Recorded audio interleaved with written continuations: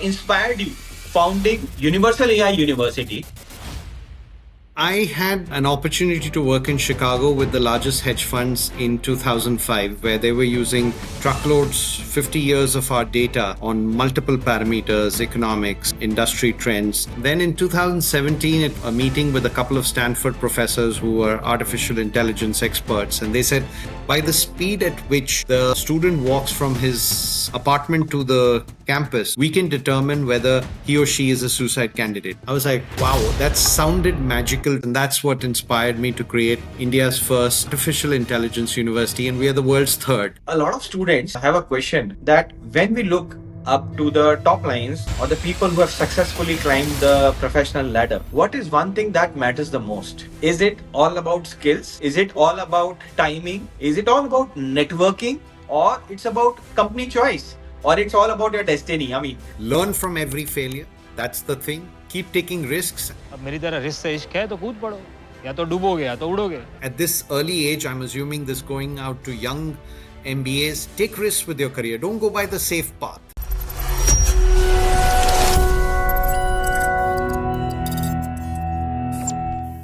hello everyone. Welcome to this powerful, meaningful, and very substantial session from Get My University. And we call this session College Connect with Education Leaders. So, for all the people who have been watching this series or who are new to this series, let me tell you that education is not about degree, it is all about the direction, and direction comes with a director, right? So, this session of College Connect is a powerful knowledge sharing platform whereby the students meet the sharp minds who are shaping their education. And in this session, we bring you education leaders who are redefining the value proposition. They're adapting to the industry needs and building future ready institutions. From innovation to curriculum to career focused learning, this conversation, I believe, will give students a real world perspective on how education is evolving beyond classrooms. So get ready, friends, to learn, unlearn, and reimagine your academic journey. And today, in this endeavor, in this whole initiative, I have a very special guest with me, a guest whom, I mean, I cannot even comprehend the total profile in words, but still I'll try.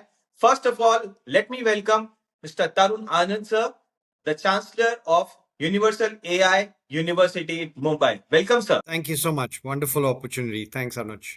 Thank you, sir. So, for the people, it's imperative for us to know in detail about the journey of Tarun Anand, sir, so that we can resonate with him, we can understand the experience, the value, the learnability that he's carrying, and now he's trying to deliver, as I call, being an academic education leader. So, before founding Universal AI University, Mr. Tarun has co-created India's first green business school and spent over 14 years building it. We call it Universal AI. Sir also held very responsible positions at, I'll say, international, multinational companies. So he was working at Thomson Reuters as a managing director, South Asia, and global head of treasury, with almost 2 billion of business across 136 plus countries.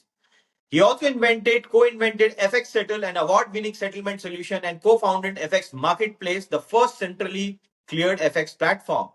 Tarun sir is a alumni of famous SP Jain Institute of Management and Research, and he has cleared his executive program at IE Business School, Top Business School, University of Michigan Ross, and IIM Bangalore. Tarun sir is a tech speaker, global goodwill ambassador, education evangelist in India, and tech visionary chancellor. I'll say his passion includes, apart from academics and being an education leader, he's fond of a lot of extracurricular activities in personal space, and he has also summited Everest Base Camp. So that's some summary about Tarun sir to understand in detail. I already had an opportunity to meet Tarun sir at the university campus, and it was almost a mesmerizing experience because once you enter the campus of Universal AI Business School, you feel wow. I mean, a campus which is so green, a campus which is even managing the carbon footprints, even that sounds so futuristic. So, sir, basically, the objective of this session is to have a detailed understanding about market realities, future challenges, current context, right?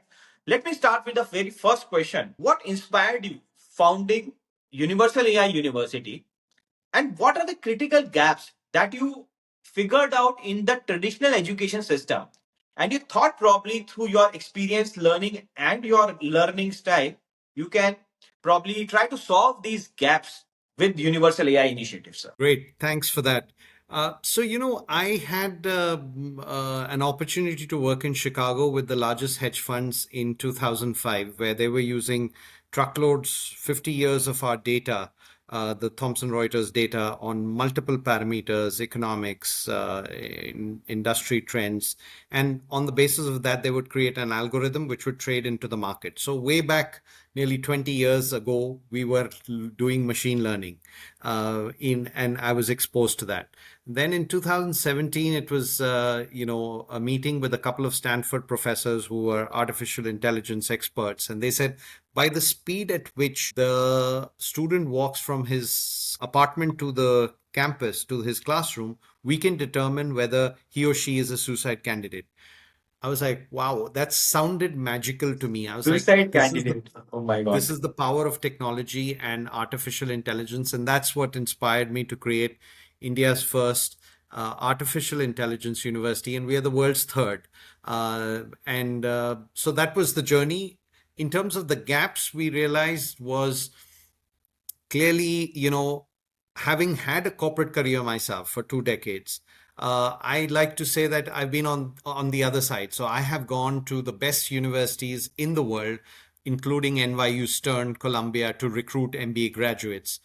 Similarly, I've come to SPJMR, IIMs in India, and I've recruited. So when you have recruited these graduates for your company, you know exactly what you want. And I said, okay, let me now go to the other side and build what these companies want, because they always said that industry is one end, academia is the other end. So I said, okay, having been on the industry side and started my career as a door-to-door salesperson and joined, was on the board of a multi-billion-dollar corporation. So I said, I know that journey. I know what talent is required, what learning is required, what skill sets are required. So why can't I go on the other side and build them? And that's how this journey started. Wonderful, sir. Wonderful. Sir, I mean, as you have mentioned, because one question that really inspires me, university is Universal AI University. As in the industry, in the business, in our respective domains, we are hearing AI so aggressively since last 1 year, right? Like with Chat GPT thing into place, and now Gemini, Grok, and they're very fragile. One company is going over, they're toppling, right? So we are seeing a lot, even today I was watching a couple of Instagram reels. It was difficult for me to figure out what is real, what is AI. 13 years before, when there was no glimpse of AI as a concept, how did it evolve? I mean, that the question is this: how did you came up with a concept like we have to build a AI centric university? So, I could see that this power of data and the ability to use that data in an intelligent way can make some amazing predictive decisions for various industries, various, setups. Simple things like what happened during COVID, to be able to predict the number of beds, hospital beds, to be able to predict when machines fail, to be able to predict what your career span would be. All of this, and all done through data. So I think that's where the idea was born. And we now do that for industry. We do that for our academic institution. We do that for our students to make sure that they are well versed with the technologies that are changing not only the today's world but tomorrow's world. And so we ensure that they are very well grounded in these technologies, because it is going to be very clear, you will lose your job to someone who knows AI. So AI is going to be a very powerful tool. It's like, in the olden days when we had calculators. Now, if you tell me to do a 9-digit into 9-digit calculation, I'm not going to use my mind. I'm just going to type it.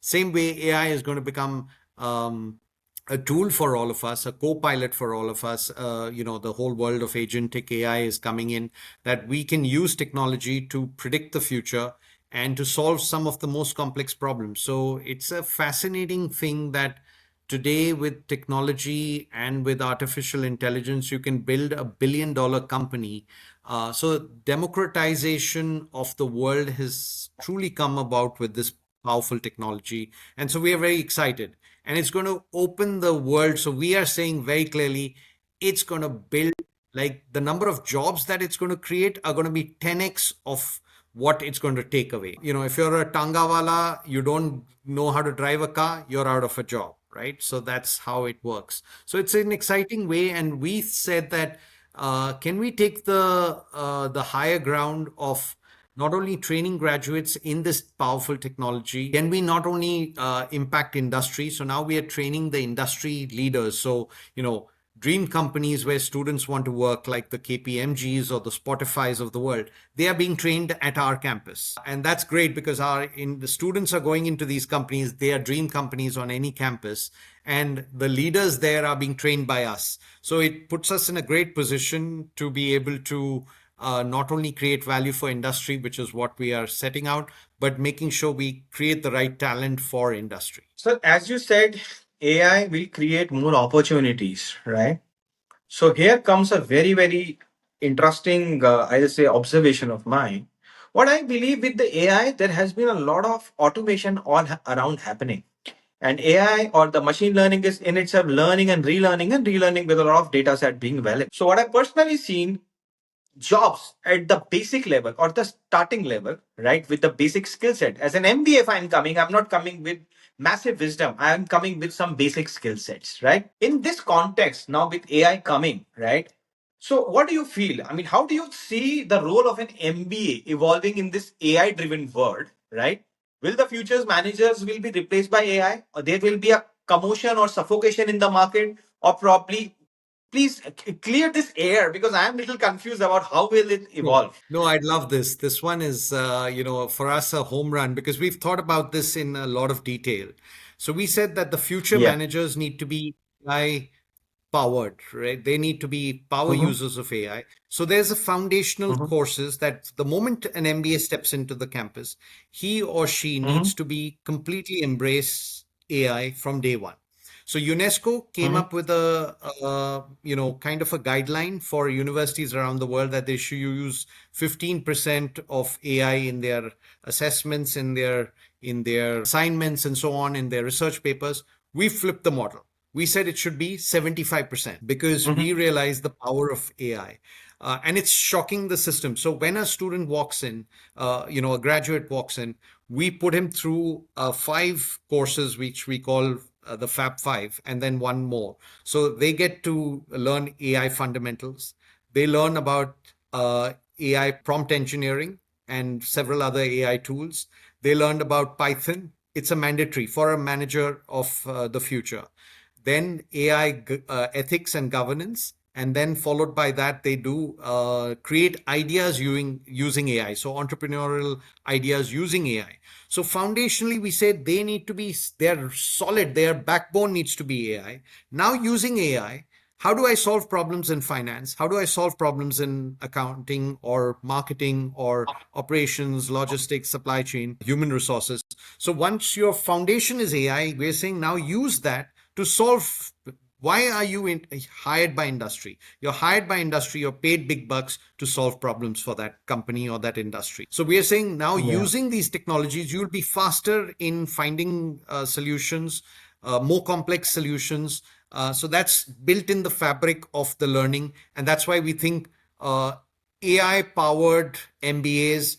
In fact, I'm going to say a very provocative thing. If you're not learning AI in your MBA or in any degree, that degree is not valid for the future. That's a very, very strong statement. Now, if I look into the unemployment or the job market, sir, there is a very, very pertinent or a very serious question that comes. We see a lot of freshers sitting on the benches.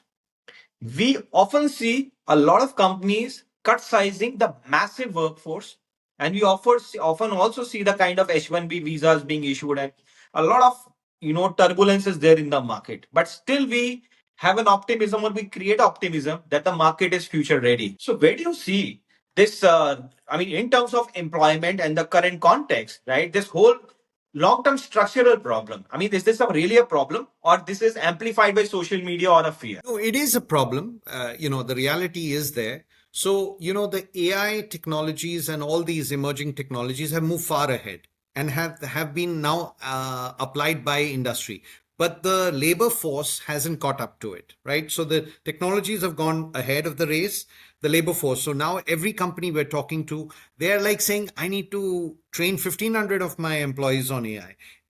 2,000 employees, 40,000 employees. This is the kind of demand in terms of AI upskilling. Now, these people who are on the bench did not learn, or their companies did not provide them. So now I think 2026 is going to be the year where, and going beyond, because you're not going to be able to upskill hundreds of thousands of employees on these new tools. So once you get employed, it's like saying, there's a new welding tool in the market, or there's a new cutting tool in the market. You've got to know it, otherwise you're out of the job. So I think companies have realized that, because they've now used these technologies to optimize their processes. So you have to build for AI. And once you do that, you then look at the holistic picture, right? So I think let the dumb work be done by AI. The smarter work, which is where we connect with each other, we have these conversations, we collaborate with each other, we co-create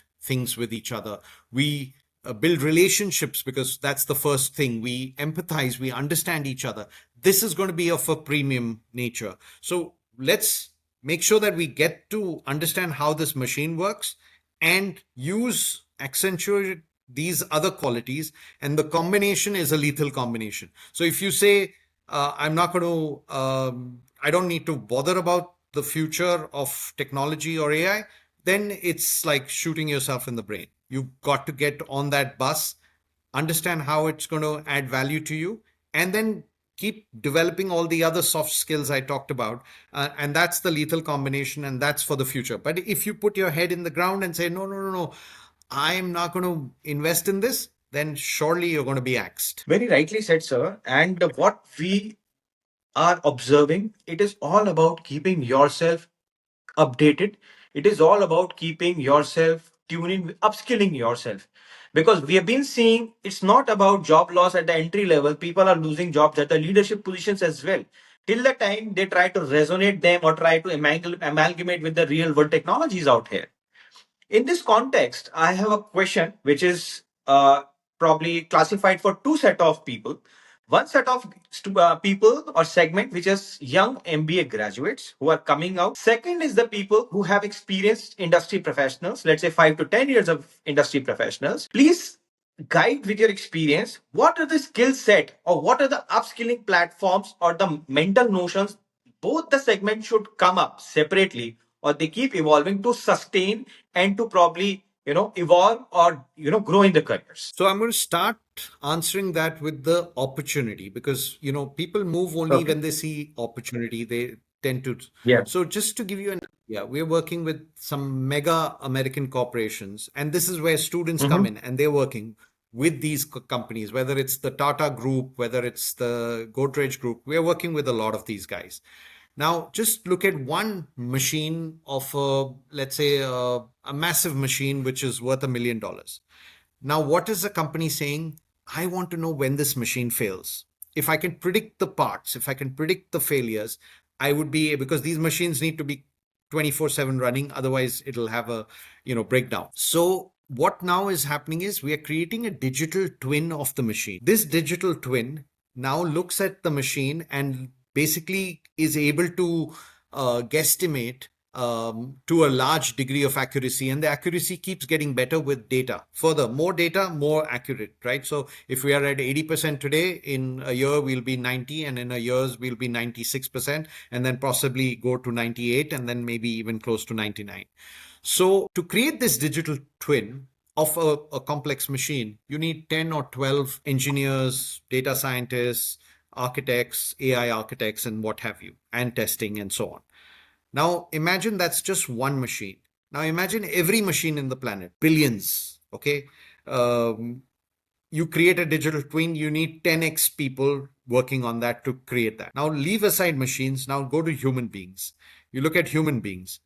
Each of us, before we go into an operation, a serious operation where there's going to be surgery on us, We'll create a digital twin of each one of us. There are nearly 7, 8 billion people in the planet. So imagine 5 billion twins. Who's going to create that? Those same 10 engineers. The opportunity of is like mega. I'm saying 200x. So whilst the news tries to scream about jobs and jobs and jobs, I'm saying the opportunity is phenomenal. Now, if you know there is a phenomenal opportunity, what are you going to do? Whether you're a young MBA graduate or you've graduated 5 years, got into the workforce, you need to make sure that you either do an executive MBA if you want to with AI embedded in it, or you do your MBA with AI becoming a foundation. And I'm not saying, just what I've seen with a lot of B schools is, okay, AI करना है वहां पे चिपका दो, just AI enabled कर दो, AI कर दो. नहीं, you cannot do, you got to foundationally build that career saying, okay, I need to understand this new machinery, get to the fundamentals, understand it, play with it in my real learning. So we have a company on campus called Universal AI Private Technologies Limited. They do all these projects in upskilling, and our students work on that. So when we were doing a project for a large steel company, rolling mill, it comes out and there can be what is called a whiplash, when that red hot rod can go and actually damage some machinery, or even could potentially kill someone. So we used IoT, 1200 sensors, along with abilities to judge where this red hot coil might trigger off an accident. And then the machine is either stopped or those parameters are changed to make this. Now, this is where students work on it. So when you work on these kind of projects using AI, using the new technologies of IoT and so on, whether it's robotics, we are building robotic arms on our campus with our BTech students, and they're coming out, just to give you an example, in a BTech degree, in the final year, you build a project for 6 months. We do that in year one, semester one of our BTech. So we're just flipping the model because now you can do it. The technology allows you to. You don't have to be stuck with these old ways. So I think where if you're a career professional, you want to grow, get on to this bus, and then you will see how it'll open up multiple opportunities for your career. Generally, a lot of students keep have a question that when we look up to the top lines or the people who have successfully climbed the professional ladder, what is one thing that matters the most? Is it all about skills? Is it all about timing? Is it all about networking, or it's about company choice, or it's all about your destiny? I mean, so that's kind of a mix. I mean, if I'll ask you as a young, probably if you see your journey, 20 years journey, as per you, which are the healthy mix or probably the priority order you can put into? So all the things you said are important, and at any point of your career, one of them becomes a leading indicator. But I would just say the harder you work, the luckier you get. You've got to grind it. There is no shortcut. There are no easy routes. You've got to grind it. You have to experience failure, be able to be resilient, to be able to bounce back, learn from every failure. That's the thing. Keep taking risks at this early age. I'm assuming this going out to young MBAs. Take risks with your career. Don't go by the safe path, right? Don't go for that, wow salary. Your career is going to be 30, 40, at least 40 years, 30, 40 years now with, AI is going to make you live longer. There are projects currently underway to make you live till 150 years. So you can just imagine 60, oh, I've got another 80 years to go, right? Or whatever. So if that is the way forward, then you've got to make sure that it's a marathon. It's not a 1 day sprint or a 1 day. So we tend to, as I graduated from SPGen, which is one of the best universities and colleges in the country, and I got the lowest package from the campus. Why did I do that? Where people were earning, maybe 10x me. I was very clear. I'm focused on the learning. Like I've got to keep learning and keep learning. And so the trajectory went even 10x faster because in the early days, I compromised on salary for learning. And that has paid me the richest dividend. So I think you've got to keep learning. The world is going to change at a frenetic pace. It's already changing at a frenetic pace. So if you've got to be a learning mentality that I've got to continuously improve myself on all these skill sets. There's nothing is more important, but the one thing I would say, there's no shortcut. There is just no shortcut. You've got to be building yourself to work extremely hard. And that's how you will develop all your skills, whether it's analytical thinking, critical thinking, collaboration, leadership. All of these will play, networking, right? All of these have their own space, and they will come in it's like I always say, also, whilst you're building these skills, read a lot of books. If you're reading those books, you would be surprised, whether you read about Elon Musk or Apple, Steve Jobs, or you read about Kim Won-chung, who built one of the largest chair balls in Korea. All these will come in at some point, right? Jack Ma of Alibaba, it comes out when you need it. That thing comes out. So whether you you continue to build your skills, keep reading, because there's just a lot more you can get in those books. They are treasures, and I would advise you to do that. You've mentioned Elon Musk, and of late, I'm sure it's a talk of the town. You've been into a podcast with Nikhil Kamath, and very, I'll say, nasty, or I'll say revolutionary thought that he seeped in, that with this AI thing, the way it's rapidly changing the scenario, maybe people need not learn, need not work for the living in the times to come, probably a couple decades later. Or maybe working will not be a compulsion, it will be purely a choice. And AI and robots will, do everything from services to products. So when there will be no work, we'll be probably cycling and earning our points. So, do you also feel we are heading toward that kind of a futuristic society, and that also not 500 years down the line, probably 10, 20, 50 years down the line? So, interesting you said Elon Musk. I feel privileged that I was quoted alongside him in one of the articles which came up, which was a cover page article of The Week magazine, which said Mumbai AI. So if you spell Mumbai, it's Mumbai. So they said that we are putting AI in Mumbai. So that was where Elon was quoted with me. So, there are obviously the doomsday players who say some of this. I truly believe that there will be, and I said this in Europe when I was at a panel just a few weeks ago. I told them that there will be a nuclear moment, right? When Hiroshima and Nagasaki was attacked. After that, all the world got together on nuclear non-proliferation because of the damage that it had done. So there will be a similar, history repeats itself, whether we like it or not. There will be a similar nuclear moment in the world of AI, where there will be some unfortunate event that is going to, I can't predict that. Sorry, I'm not AI. But since it's not happened, AI can't predict. AI only goes on the data that it's fed. So there will be something like that. Then the world powers will come together and create some rules-based methods which will protect humankind, at the same time allow AI to thrive and improve the productivity levels of companies, of all kinds of people. So I think that's going to happen. I think at this point, I would like some of the regulations to come in, and I'm going off script, but is that, when we get a call today, it's a true caller, you get to know that, okay, this is a sales pitch I don't want to hear. So you hang up.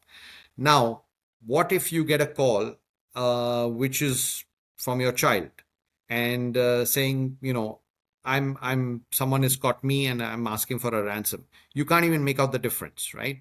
Now that's happened. It's happened. So why can't we insist that if ever you're using AI, you need to be transparently saying, there should be a pop-up. Okay, there's an AI call, right? That'll protect us. Now, this true caller doesn't exist in many parts of Europe. So when I was telling them this, they were like, eh? So we are far ahead of them in many ways. I think that's what we need to be able to demonstrate, that when I'm a student and I'm using AI, even if I'm using 75% AI, I need to be able to demonstrate this is what I did, this is the process I followed, these are the prompts I did, so that it's clear that, okay, you've used a tool, great, and you're showing it. Don't say I've done it myself and then actually AI has done it. So I think some of that will come as the AI ethics kicks in institutions, in governments. Governments are all dealing with this. They are a little behind, but I'm sure they'll catch up. And because, sir, this podcast is primarily aimed towards a lot of management aspirants, right? And naturally, a lot of candidates may have, they will be probably watching this video with respect to Universal AI University. It's a university, it's our now sectoral last question that I'm putting in. What do you feel are our learning, industry exposure, environment that makes or separates us or probably creates a marsh between our kind of learning and a traditional kind of a learning, especially in a business education? So, to start with, is the foundation. This university has the privilege of having 60 global CEOs to support it. So they become our, uh, very strong industry base, from which we leap forward. Second, we did what we call our Brahmastra. We wanted global education in India. Why should someone Mm-hmm. have to go to, NYU Stern or Columbia? So the number one university in the world is MIT, Massachusetts Institute of Technology. We got Perfect. our chancellor, who's the first American vice chancellor of any Indian university, on campus. Now he's a visionary, a legend, entrepreneur himself has been. So he understands the space. Now, why do we have that? Because that's, again, he's the guy. Now, he also teaches American football on our campus. There's no campus in the country which you would learn American football. So there's the culture part of it. You go to America, you go not only for the curriculum, you go for the entire environment. So we're creating that. Third is, in my mind, the faculty, which is why you need to consider Universal AI. Our faculty are amongst the best in the world. We are very delighted with Simon leading the entire thing. We're getting international faculty. So, if a course has to be designed, we get 3 international faculty to deliver it. Mm-hmm. Imagine the Mm-hmm. experience of the student who's getting a European, American, an Australian delivering a program to you sitting in Mumbai, Karjat, right? So that's the level of innovation you can do. Then coming to the business school part of it, the leadership is phenomenal. I can't tell you, blessed to have such amazing leadership across the board, whether it's our dean of academics, whether it's the dean of the school. So once you have a very strong foundation, right? My background itself is that I come with 20, 25 years of industry experience.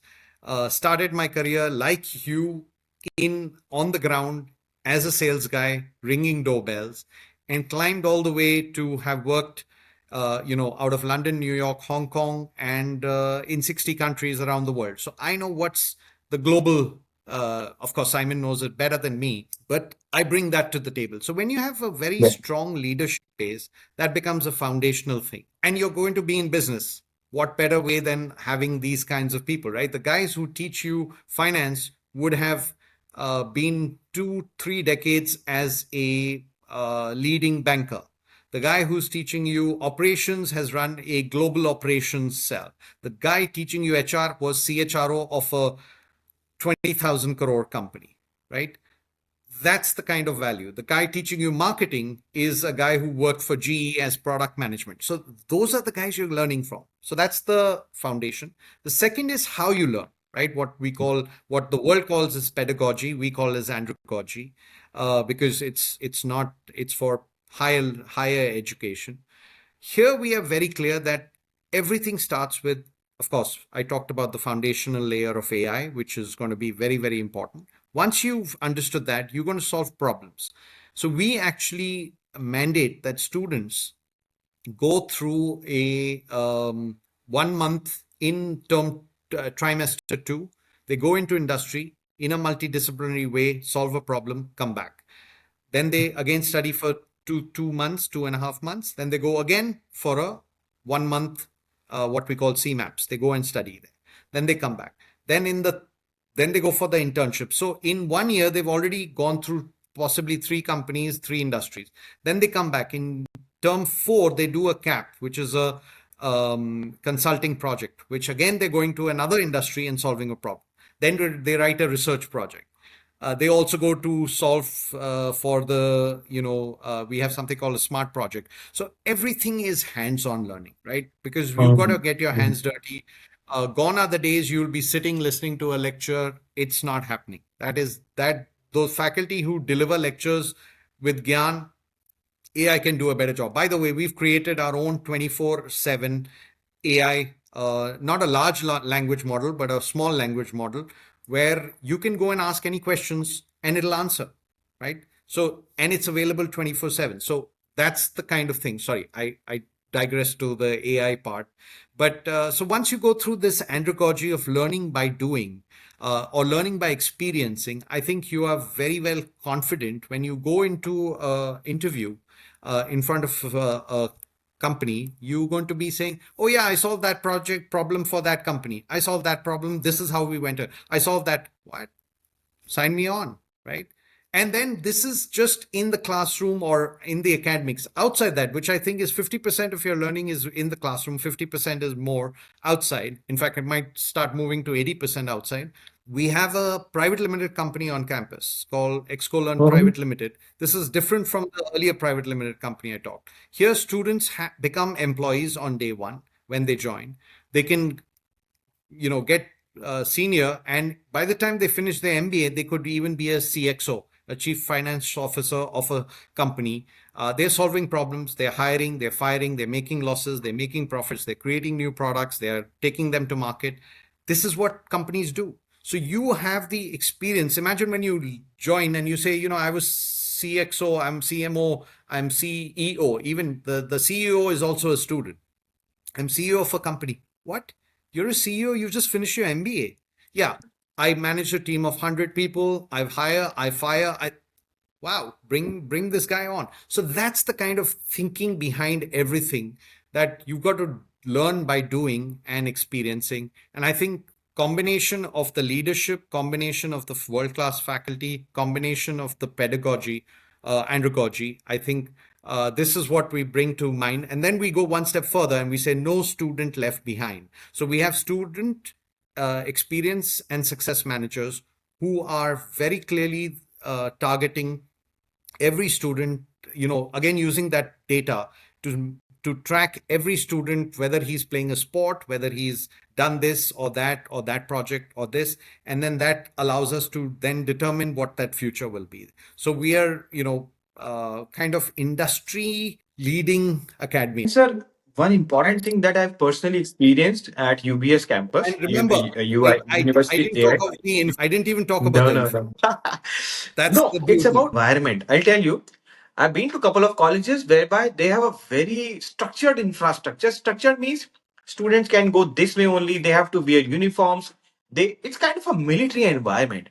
While in UBS campus, I could feel there is a sense of liberalism, there is a sense of agility in the environment. Students have multiple corners. They're sitting on floors, they're sitting on corners, they are sitting spaces, couches, even couches are there in the campus, right?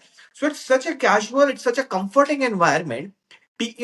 Faculties are so approachable. It's kind of a fun learn. When a learning comes of fun, then it naturally, acceptability, adaptability, and more than that, you are making a student more confident. You are making a student feel, more empowered to take his decision rather than in a pressure of a carrot and a stick thing. I think that ecosystem is very important, which personally I've felt at the UBS campus. Yep. So we say work hard, party harder, right? Have fun. That's you Yes. hit the nail. I asked Dean this. Are my students having fun last week in learning? And if not, let's make them go there. Because if learning becomes fun, then you want to keep learning. Yes, and this thought, though it may sound to be a very small thought, but this is a powerful thought. You work hard and party harder, and this can only come from the people who have experience, and who have handled beautiful dreams and they have handled productive teams. Right. So thank you, sir. And at the last of this session, I have some rapid fire questions for you. one question, one answer. For the people who would like to follow you, one skill an MBA aspirant shall have in current juncture. Risk taking and dealing with failure. One habit that separates successful managers from average professionals. The harder you work, the luckier you get. One book you may recommend every management student shall read. So many come to mind, but the one top of my mind is Swim with the Sharks Without Being Eaten Alive by Harvey Mackey. And yes, I think we have discussed a lot, but still one liner answer to summarize. AI, you see as an opportunity or as a threat? Incredible opportunity. Phenomenal opportunity. Thank you very much, sir. And any session and every session with you is 100% impromptu, but it comes with such a learning for us. And that's where I personally feel a vision comes from, right? So thank you very much for sparing your time and giving us an opportunity to interact with you on, covering wide shades of areas like education, strategy, learnability, upskilling for young MBA, middle level people, how the ecosystem is transforming, and will we have to work in future or no? So thank you very much, sir. And yes, that's the objective of this session of College Connect by Get My University. And we always believe that this is our commitment for our audience, right? Whereby we bring the real industry people, the real industry leaders, the transformations, and to give you the insight and the wisdom that they have acquired throughout their lifetime. So, till our next session, guys, please stay curious, right? And to be more future ready. So, that's with us, Tarun Anand, sir, with beautiful insights. Thank you very much, sir. Thank you so much. Any last message you would like to give to our audience? The more you sweat in peace, the less you bleed in war. Powerful, super powerful. Thank you very much, sir. Thank you. Thank you. Thank you. Looking forward. Likewise. Bye bye. Bye, sir.